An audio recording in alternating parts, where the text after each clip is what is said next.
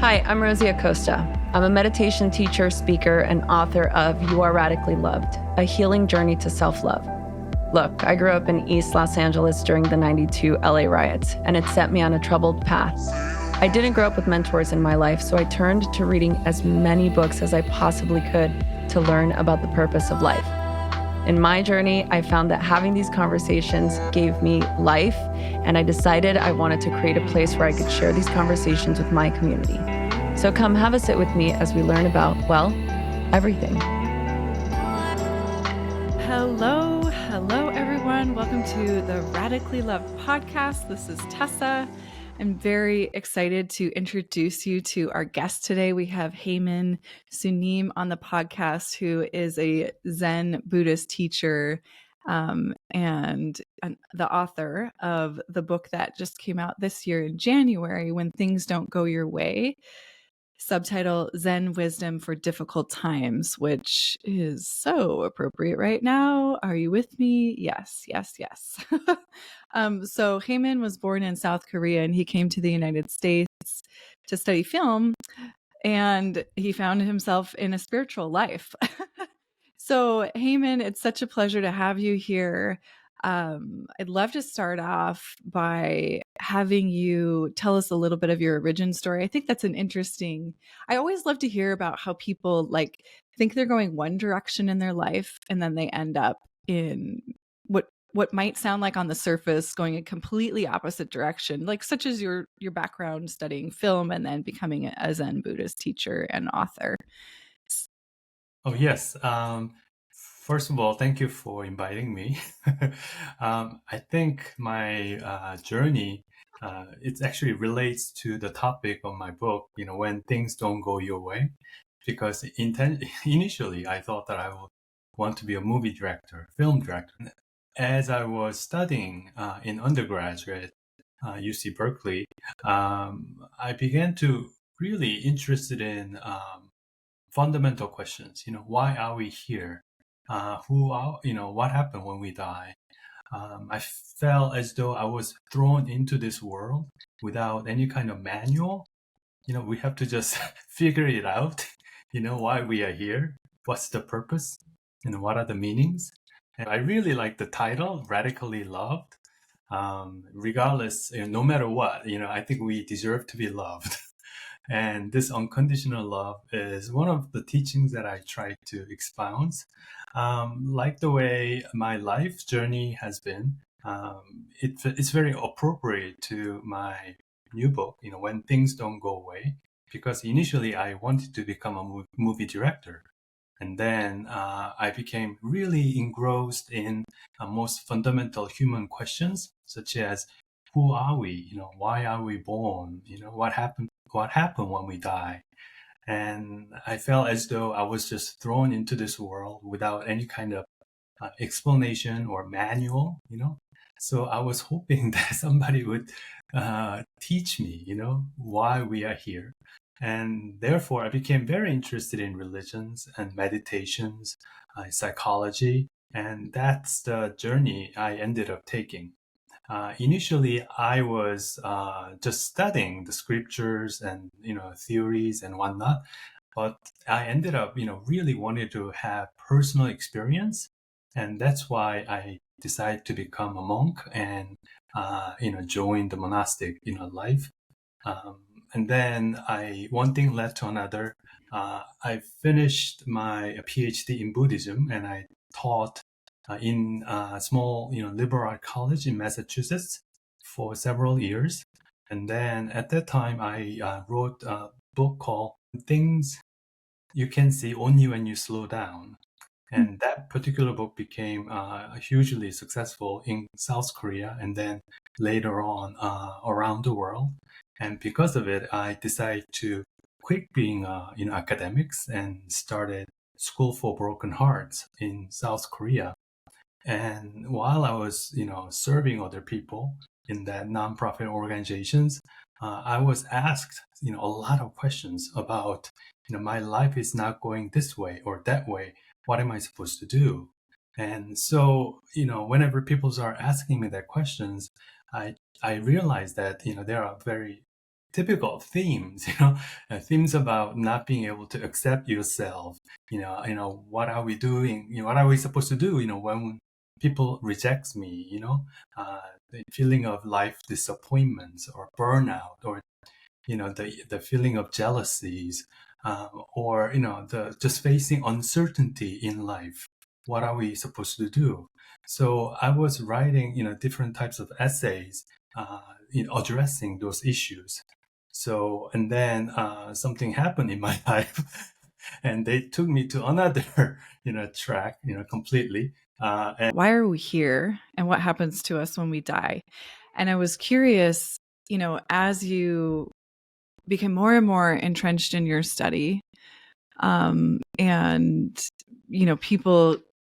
do people ask you that question too? Do they ask you the question, why am I here? What happens to us when I die? And yeah, I guess this is a two-part question. That's one. And the second part is, do you feel any closer to having an answer for them, or for yourself for that matter? Yes, people do ask that questions, especially a lot of young people. They do ask that fundamental questions, or when we are having like life crisis, when you have some kind of illness, you're facing with your own illness, or you realize that you are growing older, and asking these big questions. So I think, although a lot of people are, just very busy living day-to-day life, trying to take care of our family and doing good at work and all that. But from time to time, I think we do, ask ourselves, what's the whole purpose? What's the whole meaning of what I'm doing in my own existence? Does it even matter? So to answer your second question, I think one of the purpose, I believe, is to know who we are. We are here to realize who we are. Mm.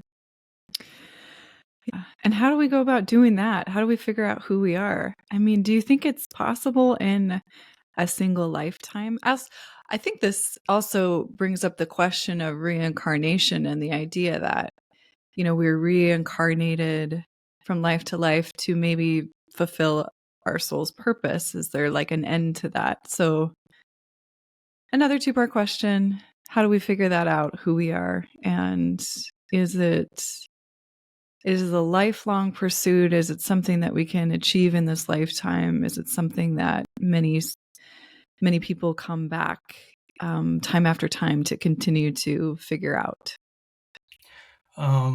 Well, there are a couple of different ways to answer this, but because I'm a Zen Buddhist, if I am to approach it from Zen Buddhist point of view, I think if we can see ourselves, truly as we are, beyond our own labels, beyond our identifications. We tend to identify ourselves with our body, emotion, and thoughts, and all of them is just coming and going. And we also don't have a full control over. And then, what is that which is always remain? What is that which is constant? As you go deeply into that questions, I actually talk about that in my book. That is my awareness. It is our awareness that is constant. The awareness itself doesn't have any quality of its own. However, it knows. This very knowing quality, which does not have any form or shape, and nevertheless, it is always here. And because it's only through our ideas and thoughts and emotion that limit ourselves. That is, we are such and such. That is, I am American, or I am, like I am mother. I am, what I mean. If you just identify yourself to a narrow role, and then that is just a role that you're playing. The real you is that which knows the role, not the role itself. And that which knows everything doesn't have any form or shape. And because it never was born, it will never die. Hmm. Do you believe in your practice, and this can be in the Zen Buddhist tradition or just in your own personal life, that the best way to kind of strip away all these labels and categories that we apply to ourselves and over-identify with is through a practice like meditation? What sort of practices help us remember, realize the essence of who we really are? When we sit and meditate, a lot of thoughts and emotions, it starts to bubbling up, right? And then we tend to identify, with some thoughts, just because a thought is there, we begin to identify ourselves with those thoughts. So those thoughts become my thoughts, or my emotions. But if you look at it, you did not intend to produce those kind of thoughts. You didn't intend to produce, those kind of emotions. It just naturally appeared. And then when the time passes, it also naturally disappears. So rather than trying to grab onto, each and every emotion and thought bubbling up and, trying to claim the ownership of it, if you can just witness, see it as though you are watching a movie, your thought is like a different character, that is bubbling up and doing things. And then if you can just, observe it as it is, then you'll see that all those things just come and go, without you doing anything, Hmm. So Yeah. then the question is what is that which is watching all this show, all this coming and going, what is that which is watching? What is the watcher? What is the observer? What is that which is observing? What is it? And is the goal to be able to answer that question? What is it? What is the watcher? Yeah, what is that which it knows? The different emotions or different thoughts coming and going.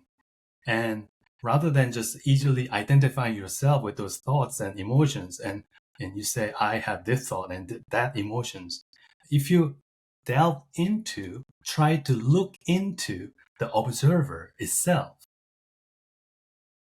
then something magical happens. Something, dramatic transformations happen. That's where the beauty is. That's where the ultimate answer lies. Mm. It seems to me like there's so many things that get in the way, like you were describing thoughts that bubble up, different characters that we over-identify with. And I think for me, and I heard you talk about this too in the book, there's a lot, and we all have our own triggers, right? Depending on, our life experience. But one that I really identified with you discussing in the book is the fear of abandonment. I was wondering if you'd share more about that experience for you and how you've used it as a tool for self-discovery, as a tool for a stepping stone to being not better. Better is not the right word, but do you know what I mean? Yes. Thank you. Understanding ourselves in Yeah. a deeper way. Yes, absolutely. So, whenever a difficult things happen in your life, I want you to remember nothing is final, and there's no set way to see things.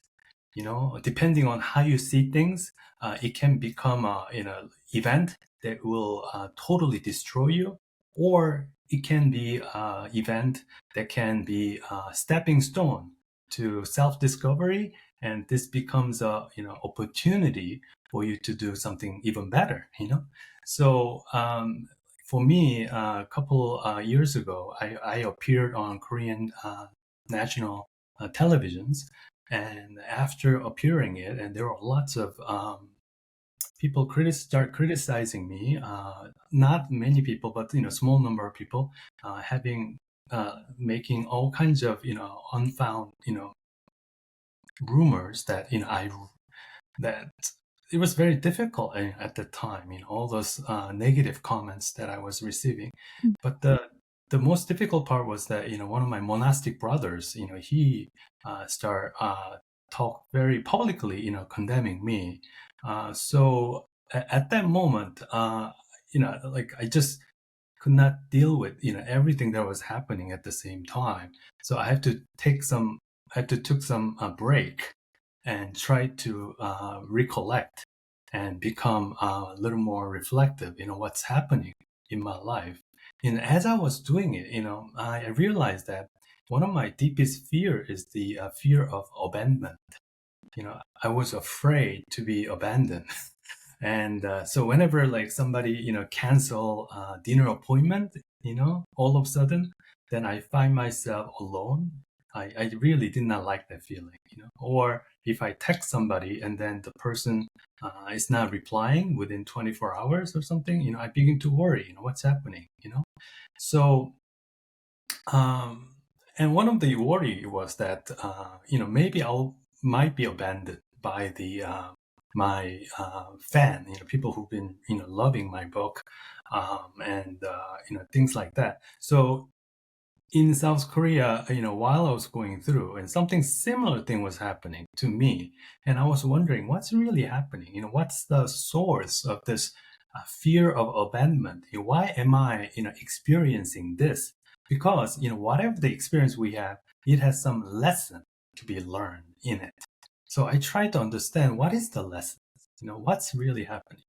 And then as I was asking myself, this journey of healing, that is to understand what is my really deepest fear? What am I really afraid of? And then finally, the fear of abandonment, came up. And then I had this flashback that was when I was really young, maybe, I don't know, maybe 3 or 4, I don't know. I was super young. And then I was with my mother in the open market, and I lost my mom, and I tried to look for my mom, and somehow, I don't know how I got separated from my mother, but somehow I lost my mom and I was looking everywhere. And then this very old lady came up to me, and then she said, I could take you to your mom. So I went, along with her, and then she took me to a very strange place, and I saw old man, and so I thought something was really terribly wrong. So I started running, So I went back to the market as fast as I could at that time, and then, but I had lots of fears and lots of angers and anxiety and all of that. And then I finally found my mother, who was desperately looking for me. But because the memory, that particular memory was so painful for me, I think I might have repressed it, deeply. And so I begin to, talk to my, inner child, that is, 4 years old me, who was standing helplessly, hopelessly, looking for my mother. So I begin to talk to my 4 years old self. So what I did was I actually put the photo of myself, 3 or 4 years old. There was a photo of me, and then put it on the basic background image of my cell phone. So whenever I turn on cell phone, there is my photo, and so I would talk to my inner child. That is, you are safe. I love you. I'm not going to abandon you. I will love you no matter what. I'm here with you. So I have to constantly, this sending out, this showering, love for this 4 years old, kid.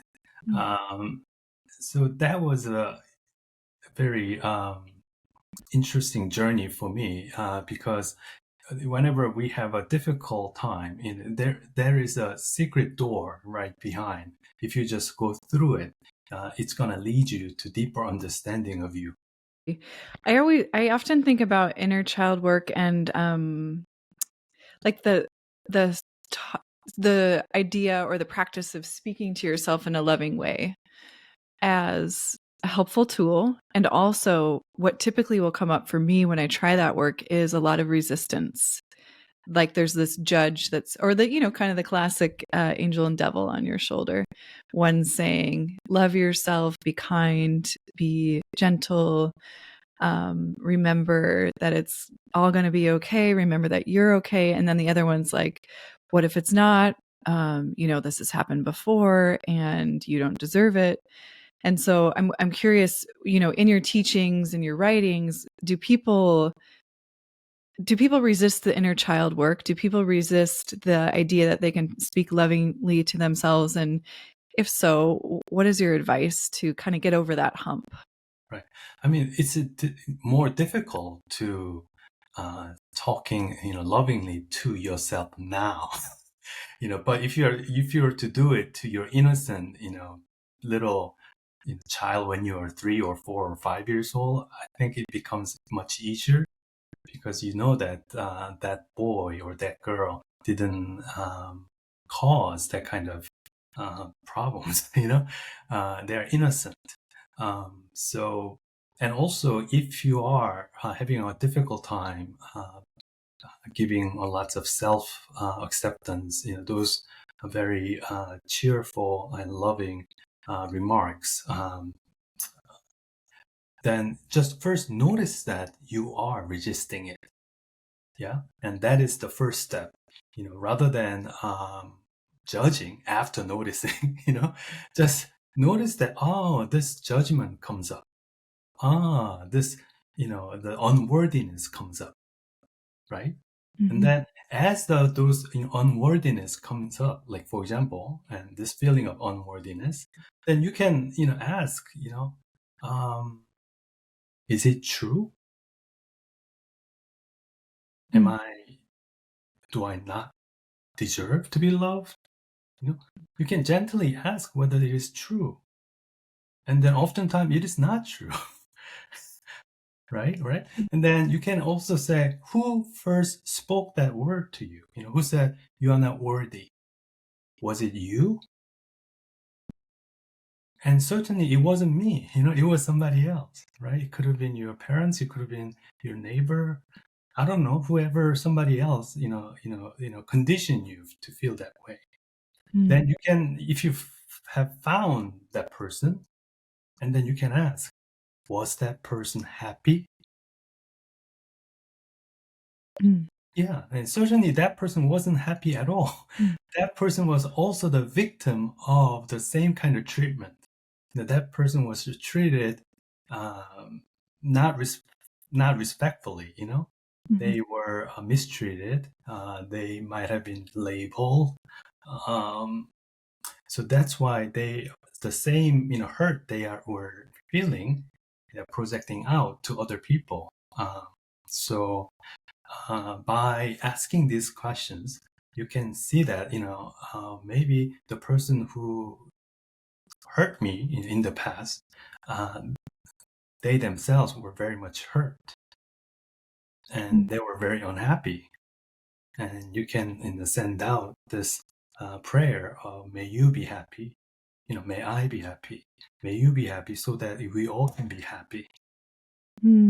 I think in the same, it's a similar vein, there's the practice of being able to receive criticism, receive feedback, a willingness to be open to, I don't know if it's necessarily criticism that we want to be open to. I'd be curious to hear what you think about that, Haemin. But, it's the idea of when things don't go your way in terms of having a hard conversation or like making a mistake at work. I did this yesterday. I made multiple mistakes at work and I just was beating myself up over it instead of being able to, when I'm 40 years old and it's kind of like, gosh, haven't I graduated from this yet? And here I am being this, licking my wounds and beating myself up over a very silly mistake. I mean, nothing actually happened that was insurmountable.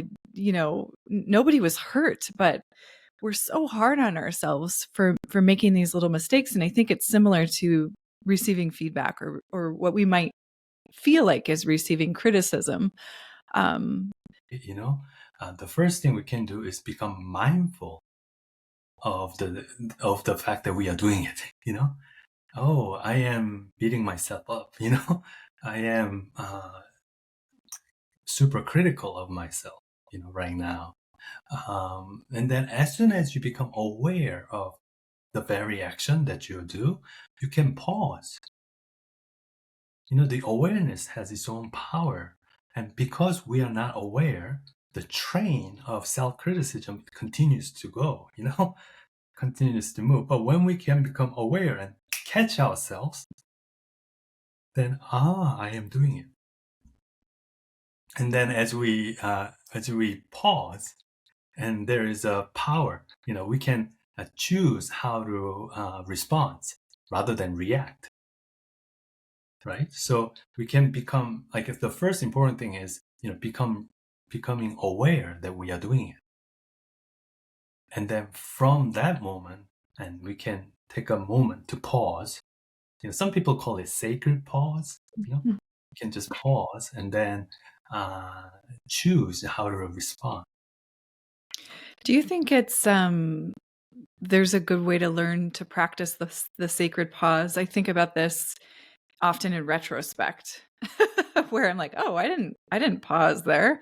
I just continued to beat myself up, and then I took action based on that fear. So you reacted. Yes. Mm-hmm. How do we create space for the pause when we're kind of already going? I mean, in our culture in and of itself, we're already going a million miles a minute. The pause, I feel like, is the key ingredient. But how do we remember to do it? How do we practice doing it in the first place? There are two ways of doing it. The first one is to become mindful of your own bodily sensation. As we become like angry, for example, and you may feel there are certain temperature of your body. You are gripping, like your shoulder is not relaxed, or you are raising your voice. As you are doing it, you can catch yourself. Becoming mindful of your own bodily sensations. And then second one is life lessons. That is, if you just repeat the same mistake again and again and regretting it, then it comes to a point where, oh, I don't want to repeat that again. You naturally will catch yourself, rather than just continuing with your reactions. Maybe next time I have done that, and that didn't really go like the way I thought it would, and maybe now I should maybe take a break. At least one of the good way is just to say, I'm gonna take a break, and you just go out and walk around for 5 minutes and come back, and then you can reset yourself, and you will be able to have a good conversation. You'll be able to talk about it in a different way. Yeah. Oh, that's so helpful. Thank you. I wanted to hear, I know it's hard to summarize a work such as this when things don't go your way, but I wanted to hear if you could choose maybe 3 key takeaways from the book, what would they be? That's a difficult question, but first foremost is that nothing is final. Everything is open, so you cannot define it, any event in your life, as a bad moment, because it really isn't. If you are defining as such, then it becomes the bad moment. However, if you say, I am going to learn, I will become resilient because of it, and I will become a better person, because of this experience. It will deepen my compassions. It will deepen my understanding of other people and then the world. Then it will become such a good experience in a way. And so, and then the second thing is, don't take things personally. It's very easy to say, but it took me a while for me to really, truly, understand why that is the case. When I first applied for university job, I got a couple of, I was accepted. I was listed as finalist of like 5 different places, and then the first in a place that I really, really, really wanted to go, wanted to, teach. They wanted me to come and interview. So I went there. I did my best. I gave, decent, lecture, and tried to have a good conversations with faculty there. Um, and then later on, I was, basically got a rejection, email. Basically they chose somebody else. And at that time, I was devastated. I felt like I was a loser, and they didn't like me because the way I talk or the way I, appear. I don't know. I just blame myself. I was not good enough, basically. And that's why they chose somebody else. And then when I became, college professors, and I saw the other side, of the selecting process. That is when uh, peoples are, beginning to compare, which one to invite and become part of our faculty member. Oftentimes, the criteria that they choose is not objective at all. It is just personal preference. Whatever they feel very, familiar with. If you are familiar with this, then you feel like that is good. It isn't because, objectively good. It is just simply familiar to you. So we tend to choose, something that is familiar and begin to feel that that is a good thing. So if the person did not choose you, you feel like you are rejected, then keep in mind that it wasn't, a good match, nothing more, So you don't have to take it, personally, because all those preference has been set long before you met them. They already had that personal preference. They have their own bias and their own pet peeve and their own, preference. And then third one is we tend to imagine happiness as a achieving milestone event, whether you graduate from really good university, or marrying a person of your dream, or having a child, or promoting to high positions. However, I believe that we can also look for micro moments, little things that's going to surely make you feel happy. So I think happiness has a lot to do with appreciations and gratitude. So if we can just truly appreciate the present moment, then you will see a lot of wonderful things. A cup of coffee, very nice taste of a coffee, and or the beautiful fall foliage or snow on the ground, having a nice conversation with your friends, or the for me, I love to make guacamole. Whenever I make the perfect guacamole, I feel so happy. Like a little thing that makes you feel like really happy. And somebody said that they love to go to bakery and smell the bread, freshly baked bread. Or if you're to organize your socks neatly in your drawer, it makes you feel happy. It doesn't take a long time. So life is all about those micro moments, I believe. And so if you can find joy in little things, and that's where the happiness is. You don't have to wait for several years for this milestone event to occur. Instead, you can actually enjoy it right now. Oh, okay. Well, I'm going to go organize my sock drawer and make myself the perfect shot of espresso. Those things also bring me so much joy. I think the last question I wanted to ask you, as you brought up gratitude, Haemin, there's so much research out right now about the vast benefits of having a gratitude practice. And it's a simple thing to say, but just like the sacred pause, it's a practice of developing the practice of practicing gratitude. So How would you suggest getting started about reminding oneself to have a gratitude practice? Are there certain tangible things that you would suggest somebody start to implement in their life? Right. Actually, I talk about it in my book, when things don't go your way, because um, what's interesting is that the reason why we are so unhappy is because not necessarily what happened, but because our reaction to what happened, right? So if we are resisting it, yeah, and then that creates stress, and we are resisting event or people or circumstance, or another reaction is we want to go grasp it. We want to go get what we want more than what we already have. So if our mind is trying to either go and grasp something that we don't have, or resist something that's we are having right now, and that creates suffering.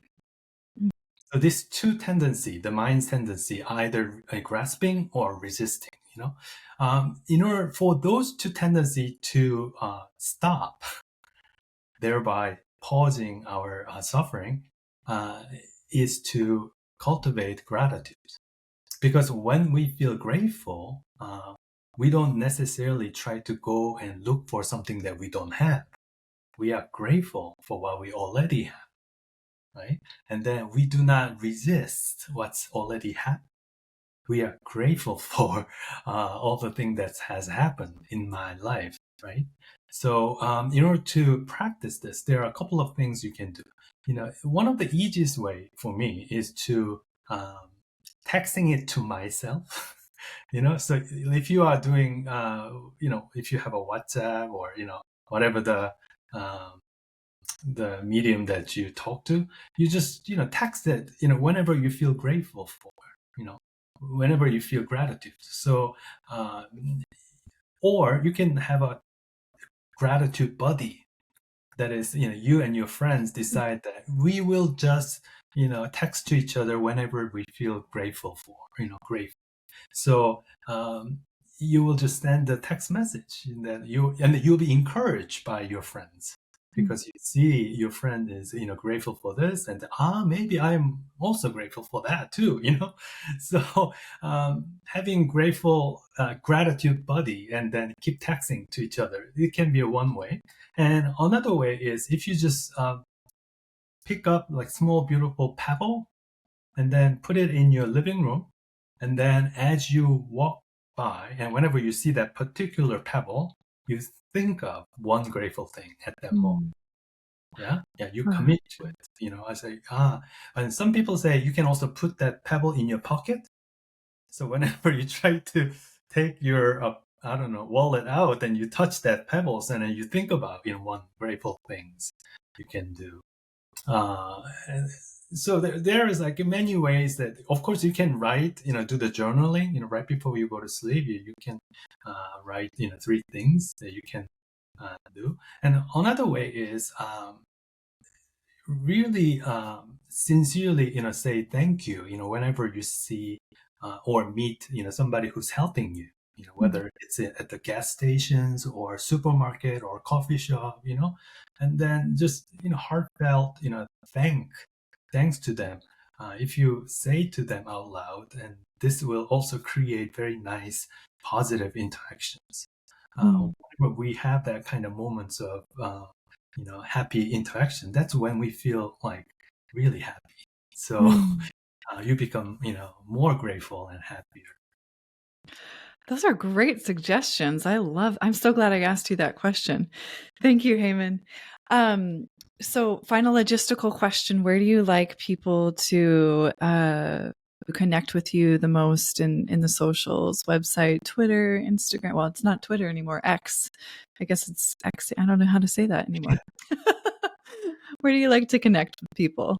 Instagram will be great, so if you just look for Haemin Sunim, Haemin, and underline SUNIM. Just you can look for me, and then you can connect with me there. And then also, if you can read the book and leave a nice comment, then I will surely read it. And that's a good way to connect with me too. Great. Thank you so much, Haemin. It's been such a joy and pleasure to speak with you today. I really appreciate you sharing your wisdom with us. There's my first official gratitude practice of the day. Thank you. Oh, thank you. Thank you so much for inviting me. It was wonderful. Thank you. Thank you so much for listening to the Radically Loved podcast. Please remember to subscribe, rate, and review wherever you get your podcasts, and follow us on Facebook at Radically Loved Rosie, on Instagram at Rosie Acosta, and Twitter at Rosie Acosta. By the way, this is original music by DJ Taz Rashid. You can follow DJ Taz on Spotify and check out the best music for yoga and meditation. This has been a Mod Pod Studio production. Check them out at www.modpodstudio.com.